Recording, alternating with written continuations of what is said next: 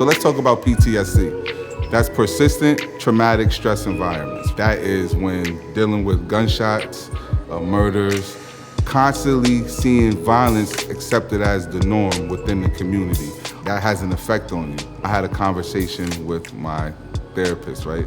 And she let me know that this may be something that I was dealing with. It made me realize that it's a real thing, even with the work that I do. You know, when I'm working with kids and young people in my community, to see certain things in them and see the things that they're going through, and they could feel sad, but they don't know how to express their sadness. Their sadness is expressed as anger. It's the snowball effect, right? Those emotions, they start getting bigger and bigger, and you really don't know how to deal with them, and now they're out of control. It comes out as violent a lot of times. I encourage people to talk to someone before it gets to that point. Let them know that, you know, these feelings can be addressed in a healthy way. When talking to someone who's not a family member or a close friend is a lot easier to me when we're talking about, you know, mental health and traumas that I may have dealt with, because I just feel like they're less judgmental.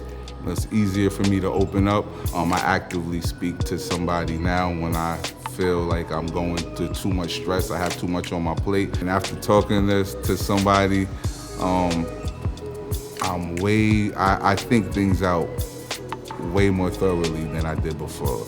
And that helps, you know what I mean? To even take that pregnant pause and be conscious of doing it. So it's easy for me to, when I'm working with people, to say, you know, let's just take a deep breath and just try to settle things down for a minute. When I was younger, I didn't do that, you know? I would rev myself up and then I would take off from the rev stage, right? I would find myself getting myself all worked up, and then whatever happened after that, that's what happened. Now, there's no way I would even allow myself to rev up, you know? I'm gonna do everything possible to stop that revving from happening.